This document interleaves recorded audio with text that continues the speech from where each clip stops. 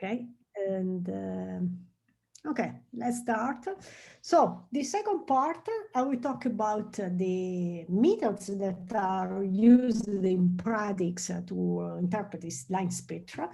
Obviously, I will talk about the simple methods, then things can be much more complicated.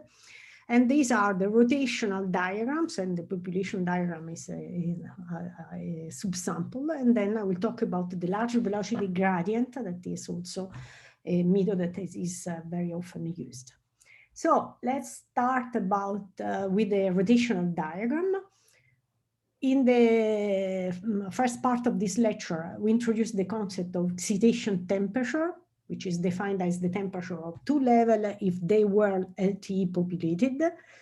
And we said that this can give a rough estimate of the temperature T of the gas that emit the lines. And we also talked about the rotational temperature as the temperature if all the levels were LTE populated, and this is at the base of the rotational diagram analysis.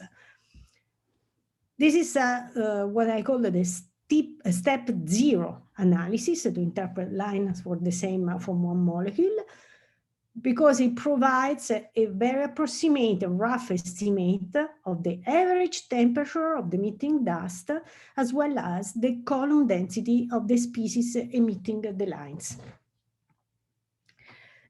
However, it's important to understand the limits applicability of the method, and the first thing is that each line, even from the same species, has its own excitation temperature, which implies that some lines of the same species could be LTE populated while others are not. So that the rotational temperature is always to be used as a rough indication, and we will see some example that will tell you exactly what I mean by that. So, yes, the construction, we saw this the radiative transfer in terms of the source function, blah, blah, blah. I recall this equation, but we just saw it, so I don't think that we need to go through all of them. You have in your PDF. And now the point is, if we use the definition of brightness temperature, TB, and use the Rayleigh-Jeans approximation for the black body emission, then this equation, the relation between the opacity and the upper level energy can be rewritten in this way. And in the standard material, I think I explained better how we arrive to this equation, where TB, as I said, is the brightness temperature at a given frequency.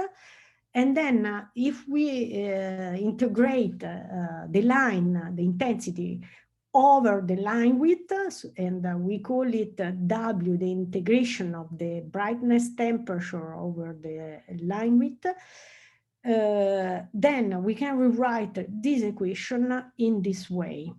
So you have simply that the column density of the upper level energy is proportional to the line intensity in terms of temperature, the brightness temperature, integrated over the line, and is inversely proportional to the spontaneous emission coefficient, and quadratically with the frequency, whatever. And then if you use the definition of LTE condition, which is the one that we saw a few minutes ago, with the Nx, that is the column density of the species, and Q, the partition function, you can rewrite this equation by using the expression for the Nu that is linked to the intensity of the line. And it comes out this expression where, of course, we have taken the logarithmic, natural logarithm on the two sides. You come out with this expression, and then you plot it. And when you plot it, so you plot the NU over GU that is given by the intensity practically as a function of AU, you have the rotational diagram. Which is what? If the lines are optically thin and the level LT populated, by definition, when you plot the logarithmic of the column density of the upper level over the statistical weight as a function of the upper level energy minus the zero, one obtains a straight line where the slope is proportional to the inverse of the gas temperature, and the intercept of the ordinate is equal to the total column density normalized by the partition function. It comes very simply from practically the definition of LTE, where you put the expression for the upper level energy that you derive, measure from actual intensity of the line. And since this is true when the line is optically thin and when you are LT populated, obviously you have a straight line only in this case, which is obviously rarely the case. Indeed, the construction, by construction, the rotational diagram gives correct values only if all lines are optically thin, LT populated, and if just one of the two conditions are not fulfilled, you will have wrong results. This is, for example, a typical rotational diagram, which is also even nice in this case, because yes, you have some scatter, but could be worse, and we will see what is the worst. So although this rotational diagram is easy to use, and I always recommend to use it actually to have a first idea what you have, this rotational diagram method has a limited range of validity. And whether one can use this method or not, obviously depends, it's not an easy task. It's really experience in a certain sense that gives you the feeling how much you can rely or not on what you find by the simple rotational diagram. Anyway, every time that you have deviation from a straight line, you know that you have either opacity effect or non-LTE effect or both.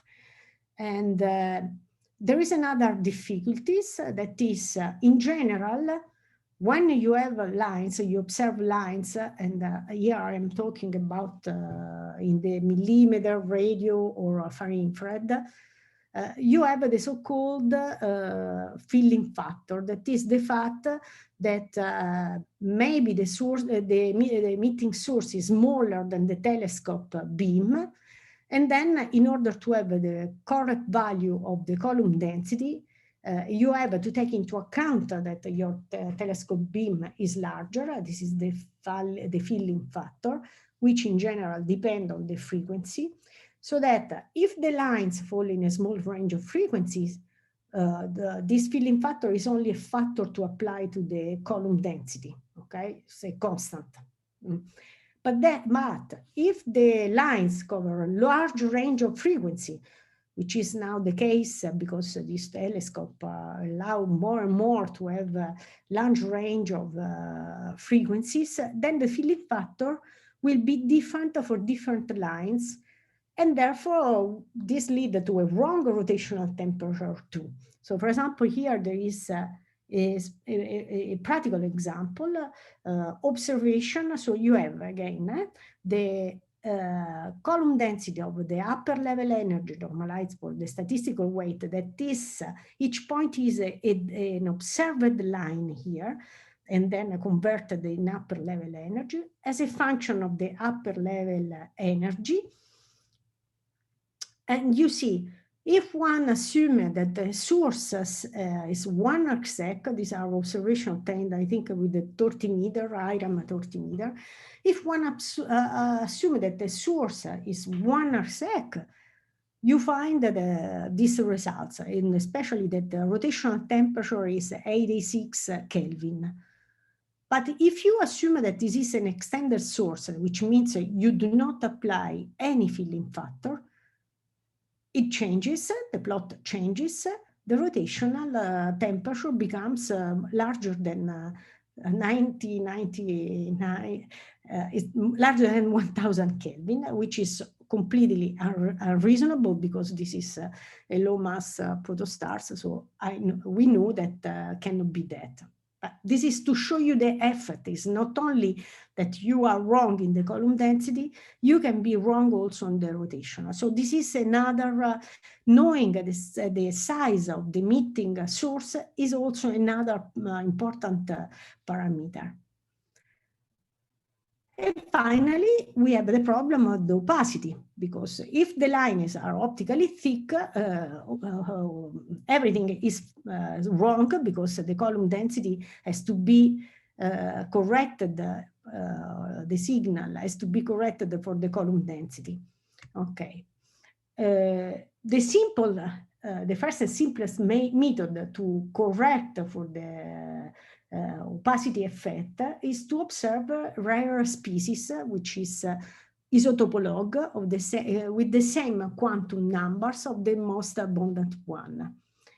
So suppose that you have the 12 CO with the 12C and 13 CO, then if you have the same quantum number, for example, the line 2, 1, both with the 12C and the 13C, you can use the line ratio to provide almost directly the line opacity of the most abundant isotopolog, using its relation with the column density and the isotopic ratio to correct the species column density. Let's take an example, as I was saying. Suppose that you have CO21 and you have an observation of both the 12 and the 13 CO, or it could be the methanol CH3OH, this transition. And then you have the ratio, you have the fluxes F12C, F13C. If one uses this escape probability formulas that we saw, and yesterday also I showed the formula, you have the F12C is equal to this expression. The 13C is absolutely similar. And then if you do the ratio between the two, 12 over 13, you clean up everything, because assuming that they really come from the same region and so on. This is always an approximation, and we are always doing approximation.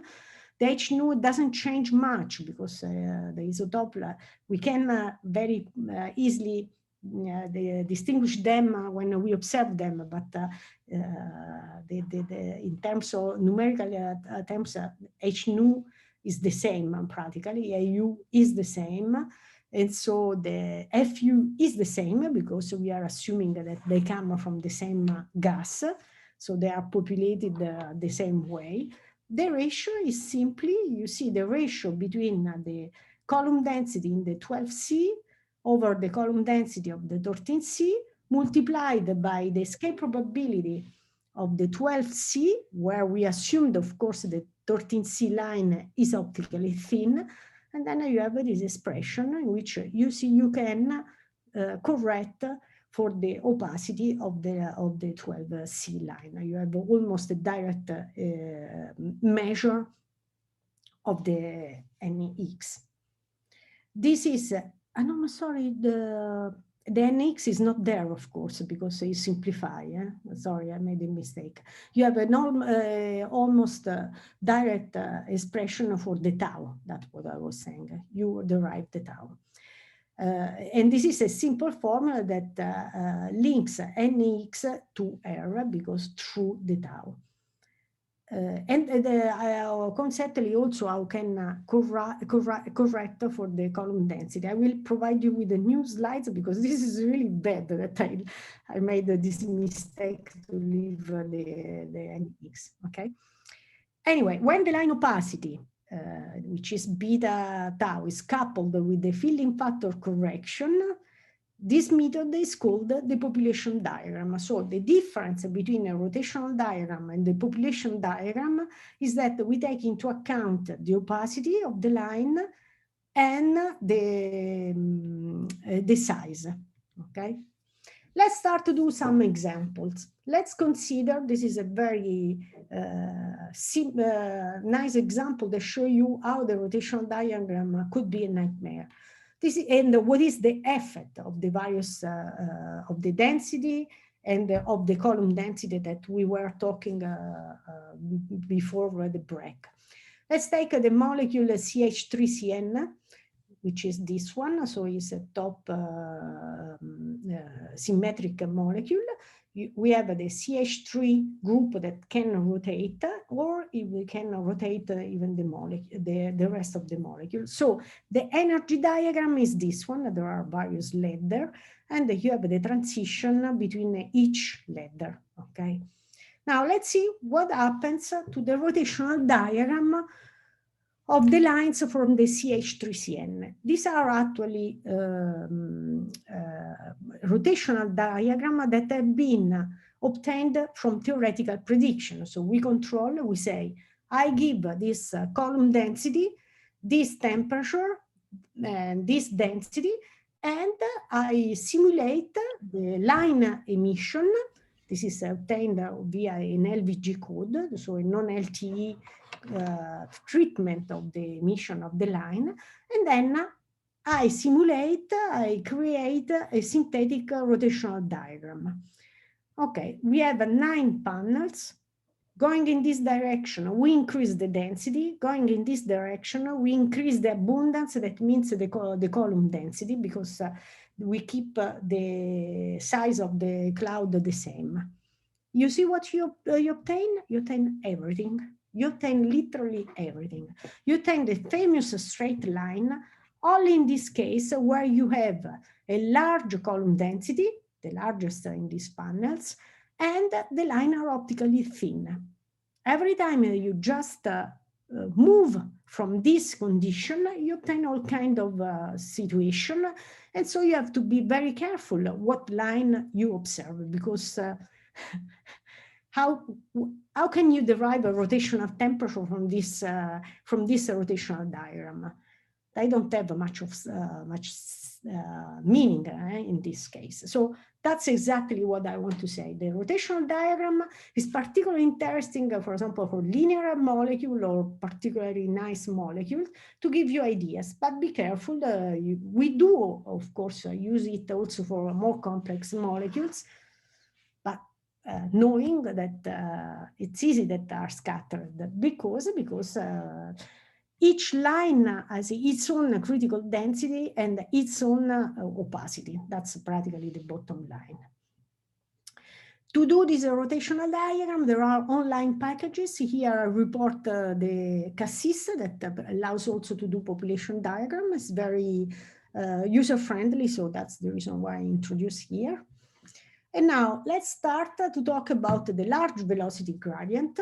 That is a step further in the analysis, because it takes into account the non-LTE effect. Non-LTE means the fact that these lines, these levels could be not in the Boltzmann populated, okay?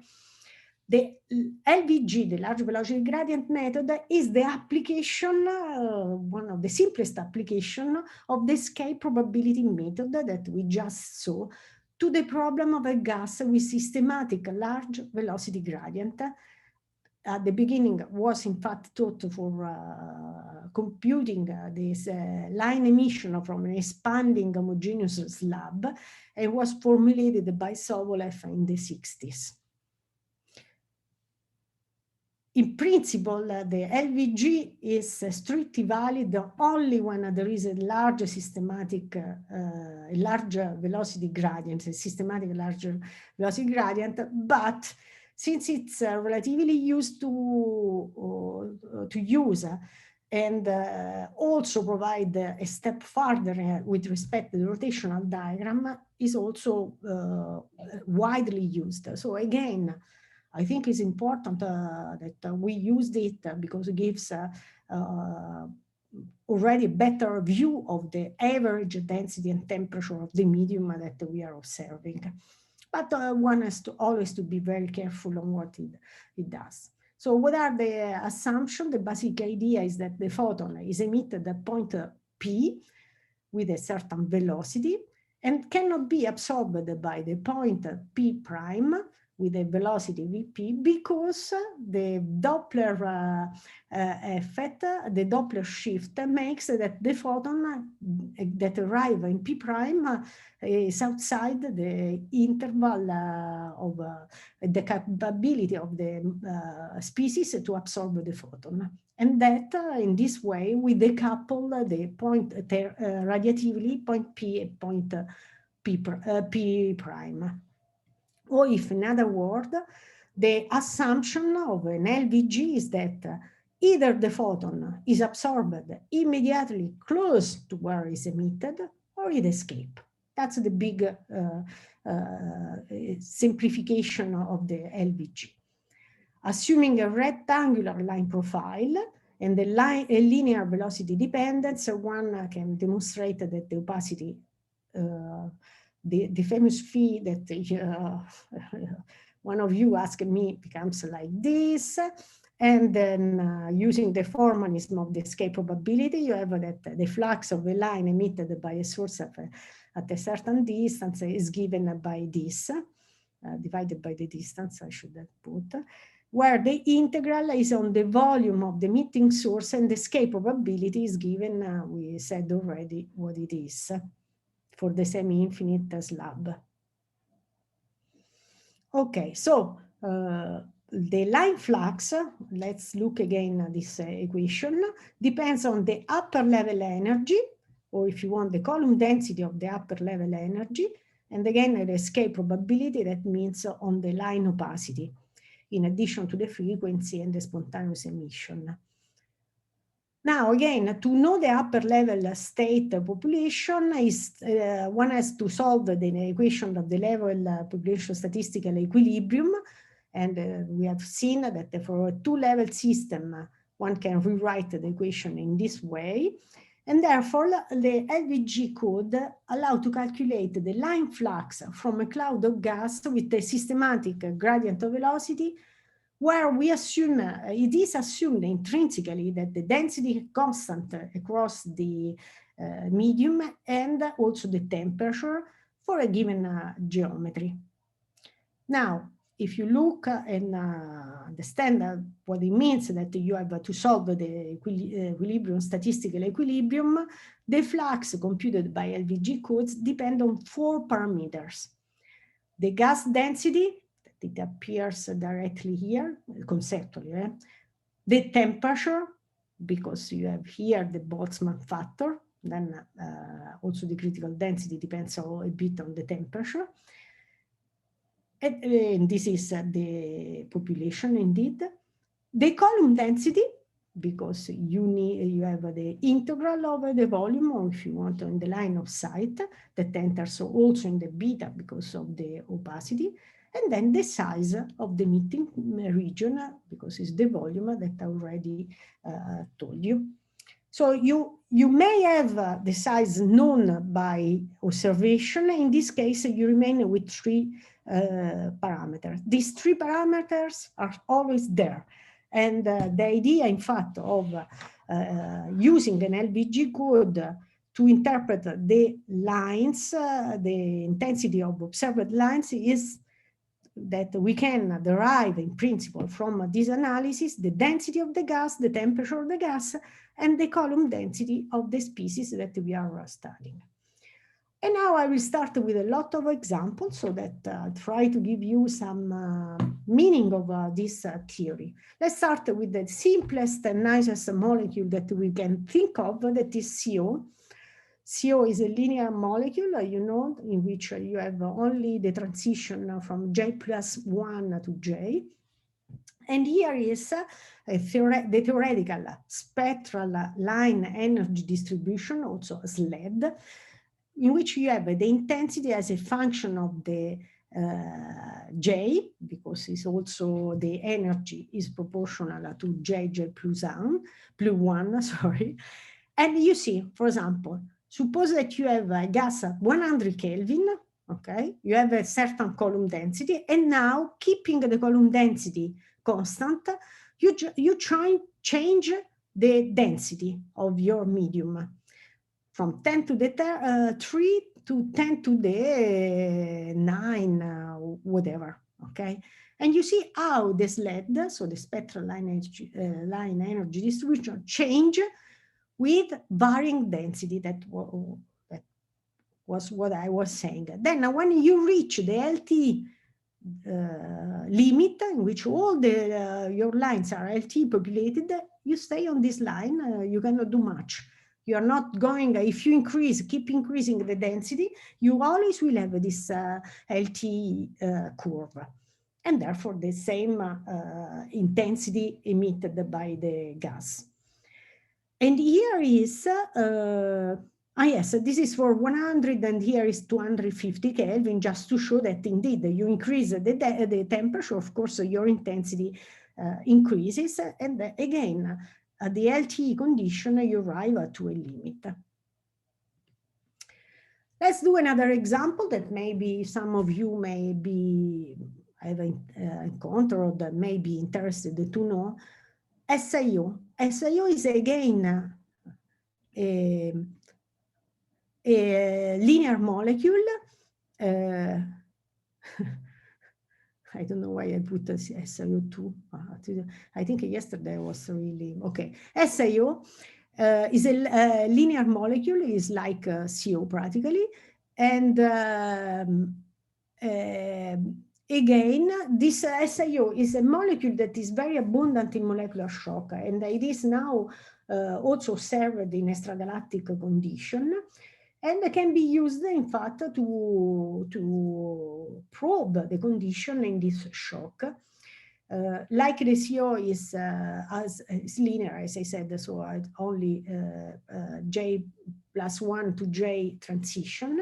And here I show the brightness temperature of the J32 line, which is one that is often observed because can be observed in the millimeter, as a function of the SIO column density for different temperature and density. So you can see what is the effect of changing each of them.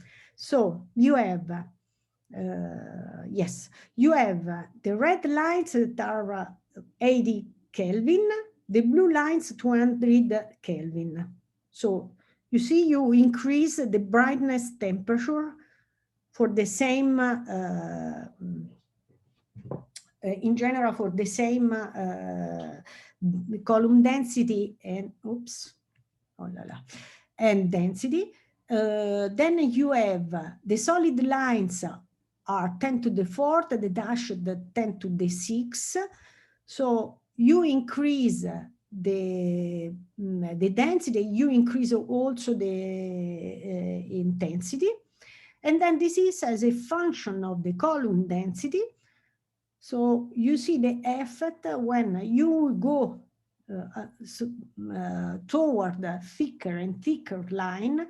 What it happens is that you don't grow anymore linearly with the column density, but you start to plafond. That's the effect of the optically thick line.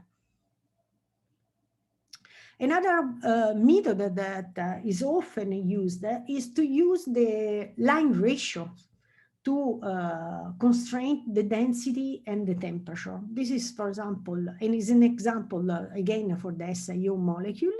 You have the ratio 5,4 over 327654, that are all lines that are now relatively easily to observe with telescope. And this is the ratio, always a theoretical computed with the non-LTE, with an LVG.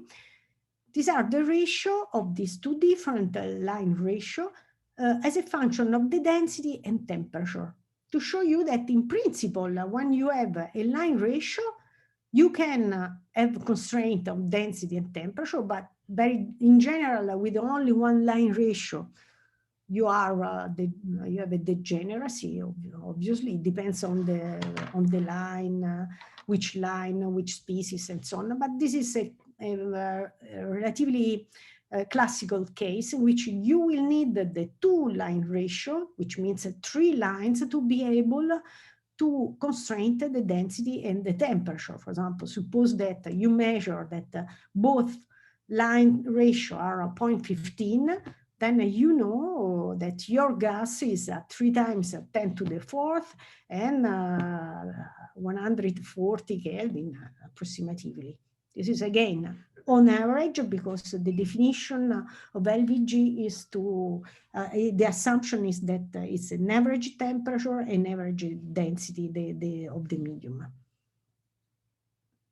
Let's now go to more and more complex example. Here is the formaldehyde, and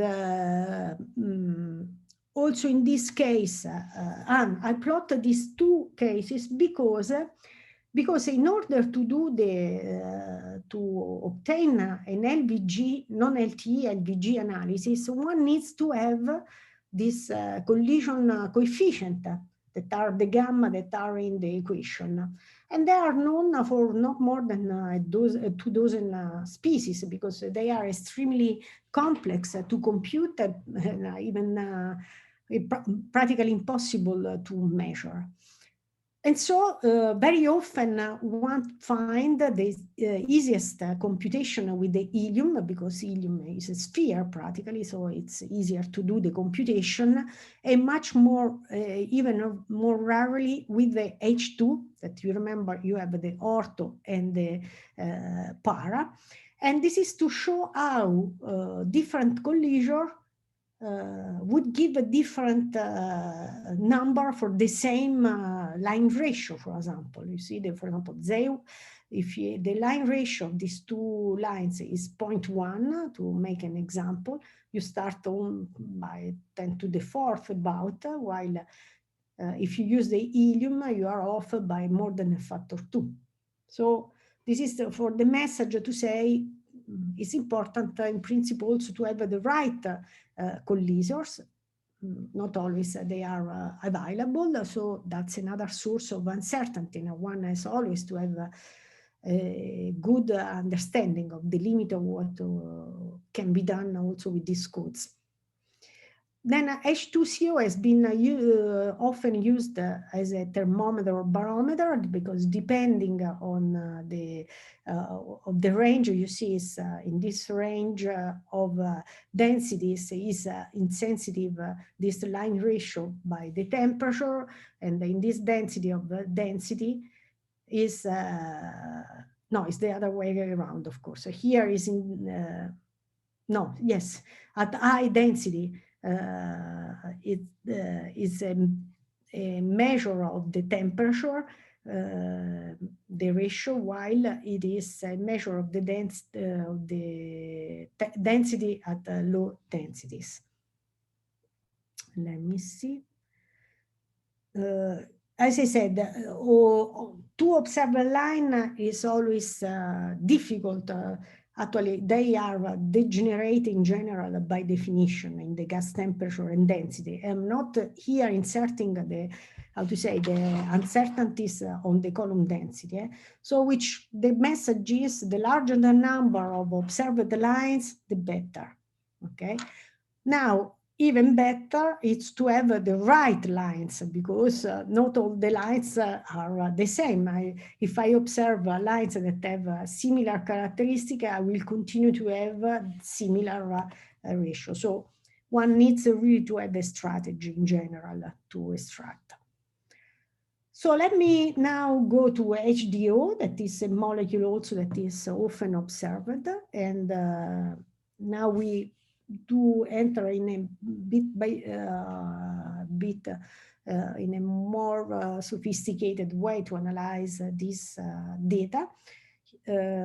These are a bunch of observations that have been obtained with the 30 meter toward the a protostar that has a beam much smaller than 9 arcsec. And here the characteristic, spectroscopic characteristic of these lines. And then when you use all these lines, so we have 1, 2, 3, 4, 5, 6, 7 lines, but you see with a very different upper level energy, relatively different Einstein coefficient, this is the log. One can run the LVG code, do a chi-square analysis of the 7 lines, not only just taking the line ratio and so on. One take a chi-square as a function of the density and temperature and can find obviously the best solution, varying all the 3 parameters, now 4 parameters, because in this case, since it was a 30 meter, by definition, we didn't know the source size, so we have the 4 parameter, density, temperature, column density, and size. But with the 7 lines, one can indeed find a solution that, again, is an average. Everything is an average, but I think that I showed this example because I would like also to say that the method can be actually relatively efficient and powerful, because using this unresolved observation, we predicted the size of 0.2 arsec, and you have to think that the smallest beam size were 9 arsec, so more than a factor 10. And then this source has been later observed with ALMA, and in the interferometric observation have confirmed practically all that was derived by this non-LTE analysis, LVG analysis. Here is the ratio between these 6 lines that are observed as a function of the upper level energy observation over model. You see the model does a good job, and again, as I said, the results actually are even sort of reliable. Another example is with the molecule of methanol. That is another molecule that now is observed also in extragalactic environment. And again, we had some NOEMA, no, this is IRAM NOEMA observation. So the line here is resolved. There are various lines that have been observed. Again, we did this analysis taking all the lines that were detected. The secret is really to have the largest possible range of upper level energy. The larger it is, the better is the analysis. And here in this case, you see the comparison between the rotational diagram analysis and the non-LTE LVG analysis. That's the reason why I reported this example. With an rotational diagram, we deduced something like 10 Kelvin, and the column density for the methanol 1.3 times 10 to the 16 particle per centimeter square. And with a non-LTE LVG analysis, in which the optimization is done with respect to the column density and then density and temperature. These are the chi-square contour, like this one. You see that there is a factor almost 3 of difference between of the column density. This was one of the cases I was telling you. The rotational diagram gives 10 Kelvin, but the real kinetic temperature is around 8 Kelvin. Okay. Another example is again the HDO. Why I show you that? Because this is an important example, because let me see if is the one, yes, the Maser phenomenon. And of course, you in the radio, you have this kind of situation, so I wanted to say something about that. Maser, modeling the Maser is always tricky because it depends on the geometry and so on, but overall, let's have a look at what is this Maser is given by the inversion of the level population that are the upper level is more populated than it should be if it was in LTE. That's the reason why we call inverted. It can happen, especially for molecules at different levels, because it depends how they cascade and receive how they are excited and excited through the various other levels. Here gives you the case of the 225.9 gigahertz line, that is the 312.221 of the HDO, as a function of the column density and density for different temperature, because this is a line that can measure. In fact, you see, here we have, for example, the blue is 200 Kelvin, and you see that this is for different temperature. No, sorry, densities. Yes, for different densities, and you can have actually brightness temperature of 1200, so a factor 5 larger. So this is obviously a maser. And you see why I show this plot, because you see that it depends on the column density, on the density, and then also on the temperature. You see how it is very sensitive. In general, in fact, there is a very, how to say, constrained range of these three quantities, column density, density, and temperature, in which a line maser. Okay, in this case, we say that the line is collisionally is a collisional maser, because it's the collision that are doing the job of inverting the population. From a practical point of view, in a non-LTE LVG code, what one can find is the optical depth becomes negative, and that is means that there is indeed, since the optical depth enter in the exponential with a minus, this is the famous sort of gain factor. And then this is my last slide. Again, I show you codes that exist. There is the online package Radex with this address that is very much used. If you want, I also put a package of LVG that we developed in Grenoble at the IPAG, which has, in addition to the LVG code, non-LTE LVG code, it has also a package based on IDL with a user-friendly analysis of the observation compared with the non-LTE LVG prediction, which produced this plot that I've shown here before, for example, this plot in automatic way, because we had enough to do always the same things. So we have at the end, since we are several to use this method, we have. So we haven't made it public because we are, after all, not, we are lazy in the sense that making a code public then has various implications. But if you, for whatever reason, want to try to use it and so on, here are the addresses where you can keep it with a README file that explains things, how to install it to run. There is even a tutorial, because in fact now we are a big group with this. Also, we have a big group across not only at IPAG, but across Europe, because we have an ITN, that is an initial training network of 17 students, and so many of them wanted also to use. So we, in a way and another, we did simplified and made the things clear to be used. But of course, this is just if you want. And I think that's it. I take the question.